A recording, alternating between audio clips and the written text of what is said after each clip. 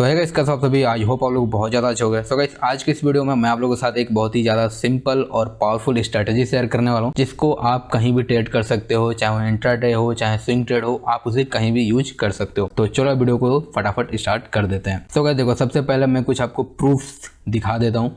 अब जैसे देखो, ये जो रेड कलर की आपको बार दिख रही है, हमें इसके ऊपर बाय करना है और हमें एक अच्छा सा मूव मिला। हमें इसके ऊपर बाय करना था, यहाँ एक अच्छा सा हमें मूव देखने को मिल गया।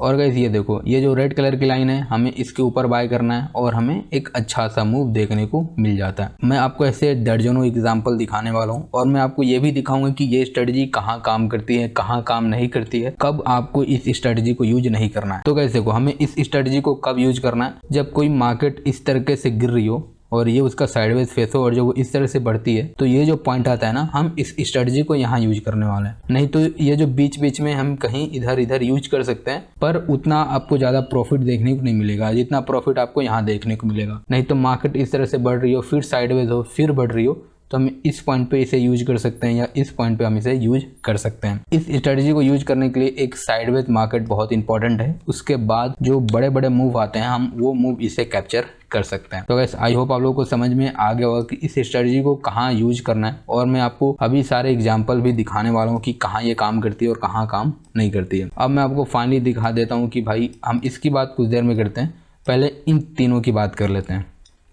क्योंकि अगर आप ऐसे मार्केट कंडीशन में इस स्ट्रेटजी को यूज करते हो तो आपका कभी भी पैसा नहीं बनने वाला। अब ये देखो, इसने एंट्री यहाँ दिया पर ये तो मूव ही निकल गया ना, इसके बाद हमें एंट्री मिला, उतना प्रॉफिट नहीं हुआ, और ये पूरा मूव निकलने के बाद हमें एंट्री का सिग्नल दे रहा है और यहाँ भी वही हो रहा है। मतलब यहाँ तो थोड़ा बहुत प्रॉफिट बना, पर इन ये दो केसेस में हमें बिल्कुल ही प्रॉफिट नहीं हुआ। तो ऐसा क्यों हुआ, ये मैं समझा देता हूँ आपको। मैंने जो आपको पहले ही समझाया था कि इस स्ट्रेटजी को हमें कभी भी टॉप पे यूज नहीं करना है, ठीक है। ये चीज़ आप देख रहे हो कि ये मार्केट इस तरह से टॉप पे है, तो ये हमारी स्ट्रेटजी काम नहीं कर रही है।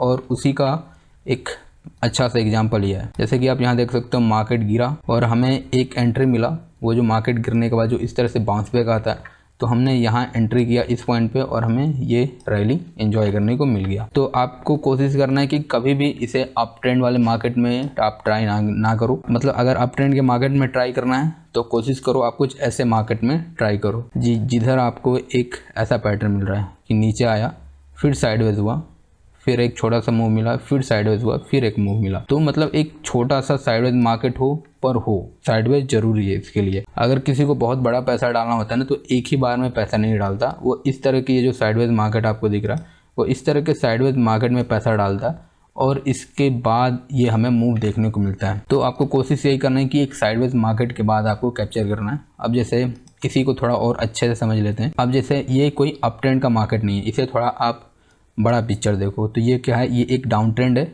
फिर ये एक साइडवेज है, और इसके बाद ये साइडवेज के बाद निकला है, फिर यहाँ पर थोड़ा होल्ड किया है, फिर निकला है, ठीक है। तो ये एक डाउन ट्रेंड के बाद ये अप ट्रेंड में जा रहा है। तो अगर कोई इसे देख के बोले कि भाई ये तो अप ट्रेंड का मार्केट है, पर ये भी तो देखो कि ये डाउन ट्रेंड था, अब ये अप ट्रेंड बन रहा है। आपको इस स्ट्रेटजी को यूज करने से पहले साइडवेज मार्केट नहीं तो एक डाउन ट्रेंड का मार्केट होना चाहिए। अब जैसे आपको एक और एग्जांपल में दिखा देता हूँ। अब जैसे ये भी डाउन ट्रेंड में था और हमने एंट्री करने का यहाँ हमें मौका मिल रहा है कि हम इसके ऊपर एंट्री करेंगे और ये हमें मूव मिल गया। आई होप किसी को अब इसमें दो दिक्कत नहीं होनी चाहिए कि हमें कैसे मार्केट स्ट्रक्चर में हमें एंट्री करना है या इस स्ट्रेटजी को कैसे स्ट्रक्चर पे हमें यूज करना है। अब हम लोग जान लेते हैं कि ये चीज़ होती क्या है और ये मैंने लगा रखा है, इस इंडिकेटर का नाम क्या है, या हम इसे कैसे यूज कर सकते हैं, ठीक है। तो मैं काम करता हूँ, सबसे पहले इस सबको मैं रिमूव कर देता हूँ। अब मैं आपको बताना शुरू करता हूँ। तो इसको यूज करने के लिए आपको ट्रेडिंग व्यू में आ जाना है और ये जो आपको दिख रहा है, यहाँ आपको दिख जाएगा फिक्स रेंज वॉल्यूम प्रोफाइल। ये बहुत ही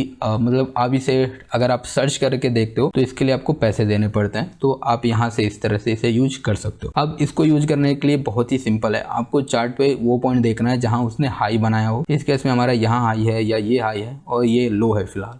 तो हमें इस हाई से और इस लो को इस तरह से कनेक्ट कर देना है। तो हमें एक इधर पॉइंट मिल जाएगा कि अगर इसके ऊपर मार्केट जाता है तो हमें एक शायद हो सके तो एक अप ट्रेंड का मूव हमें देखने को मिल जाए। सो गाइस, जो दूसरा सबसे ज़्यादा इंपॉर्टेंट पॉइंट है वो ये है कि आपको नियरेस्ट का हाई और लो को ट्रेड करना है। कहने का मतलब ये है कि अगर आप कहीं इधर ट्रेड करने वाले हो इस पॉइंट में, तो आप इसको हाई नहीं मानोगे और इसको लो नहीं ले सकते। मैं अभी आपको करके दिखाता हूँ तो और भी अच्छे से समझ में आएगा। अगर मैं इसको हाई लेता हूँ और मैं इसको लो मानता हूँ, तो मेरा जो लेवल निकलेगा एंट्री का वो ये होगा कि अगर ये स्टॉक इससे ऊपर कभी जाता है तब आपको एंट्री करना है। तो ये चीज़ आपको नहीं करना है, ये चीज़ आपको तब करना है जब आप 3 महीने 4 महीने के लिए ट्रेड करते हो। तो ये चीज़ आपको अपने टाइम पीरियड के हिसाब से देख लेना है। अब जैसे नियरेस्ट में हाई ये है और लो ये है, अगर आपको इसको करने में दिक्कत आ रहा है फाइंड आउट करने में, तो आपको सिंपल लाइन चार्ट कर लेना।